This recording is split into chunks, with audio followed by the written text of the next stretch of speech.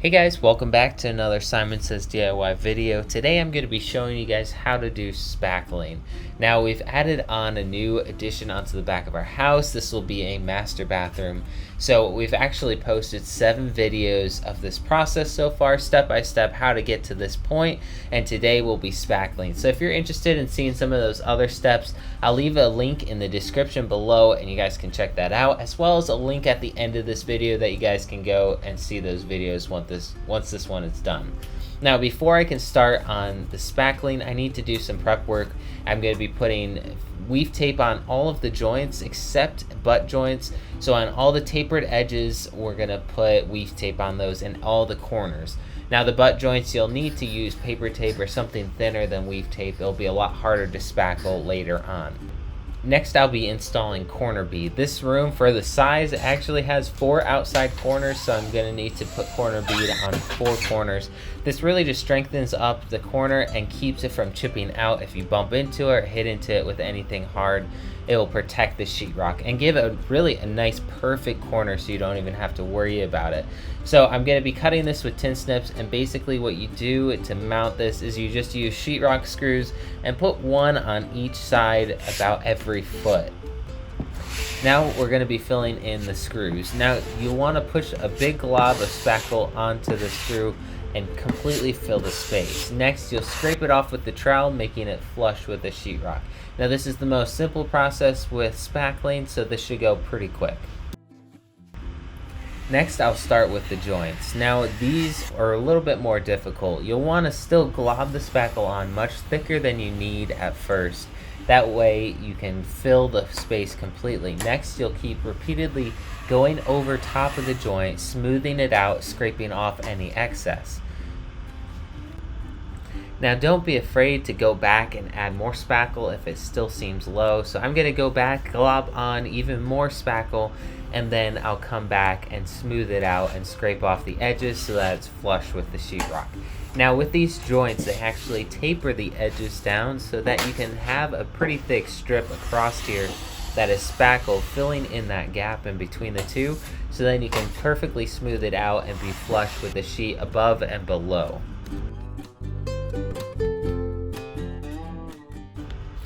Now I'm going to start an outside corner, and this is where I have installed some corner bead, and this builds out the corner a little bit, so there's quite a bit of space that you need to fill in. This is also the doorway, so on the right side there is no corner bead. There's going to be a molding going over top of this, as well as a door frame, so I'm not too worried about that edge. It's mainly that metal corner I'm trying to get smooth, and right now I'm mostly just filling the space, smoothing it out as best as I can, but I'll most likely need to put 2 or 3 coats of spackle on this. So once it dries, I'll sand it down, fill any low spots, and I'll just repeat that process probably one more time.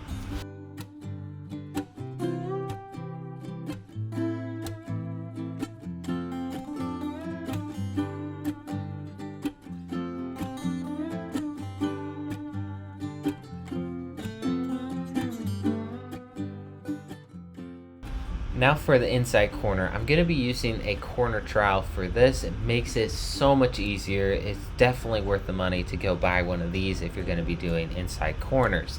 Now basically with this, just like the other joints, you'll want to glob on the spackle really thick onto the corner, smooth it out and fill in the space as much as you can. Then you'll come back with more pressure and scrape off the excess and smooth it out, and keep doing that until you have a smooth corner.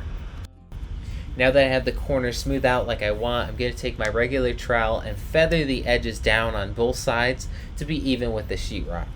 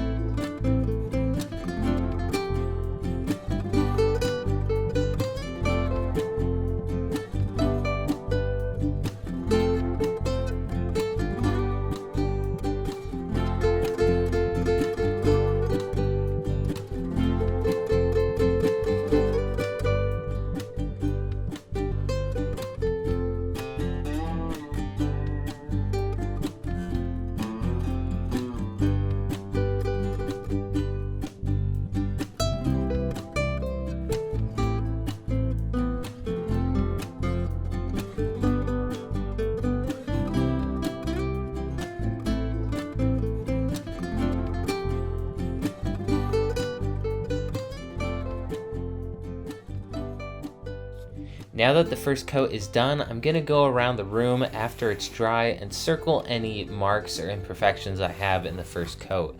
Now I have two options. I could sand this down or I can add spackle to it. Now if there's any high spots or marks that are sticking out from the spackle, I'll sand that down.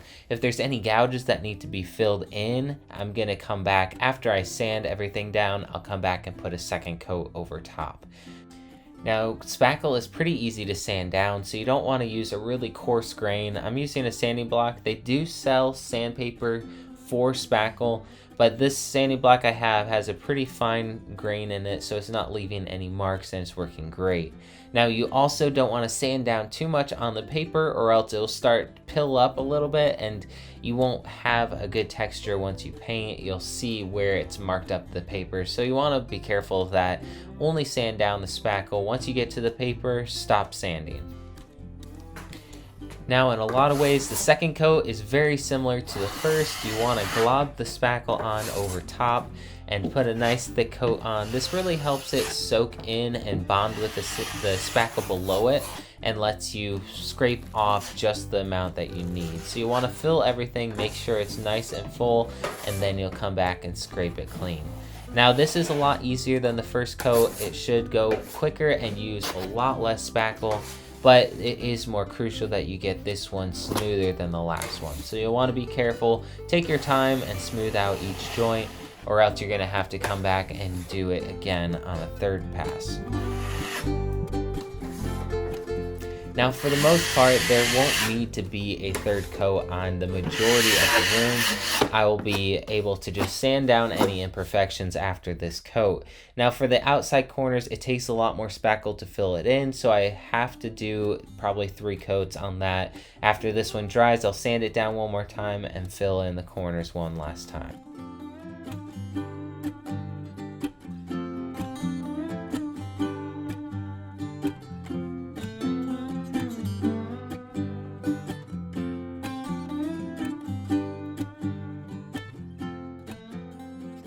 Now I do want to mention, when you're doing spackle, it might not seem like a big imperfection or big deal when there's a scrape or a mark in the spackle now, but believe me, once you paint, it shows everything and you'll see even imperfections you didn't know were there before.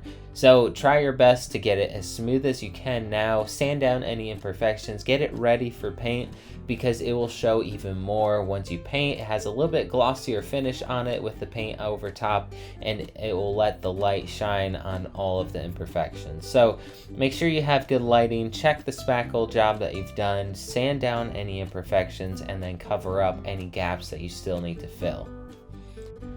Now you may notice I'm not putting a second coat on the shower section or the ceiling, and that is because both of those are going to be covered up. I did the first coat so that it completely seals the sheetrock in, but after that I'm not too worried about it being perfectly smooth. So I measured out where the shower's going and all that section isn't going to have a second coat. Now also with the ceiling, it's going to be completely covered up. We're going to be installing beadboard in the next video, and you guys can go check that out if you're interested, but we'll be installing the beadboard as well as the moldings around, framing it in, finishing it all up and painting it. So if you're interested in that, go check that video out. But I'm going to finish up doing the spackling, do one more coat after I sand once this all dries.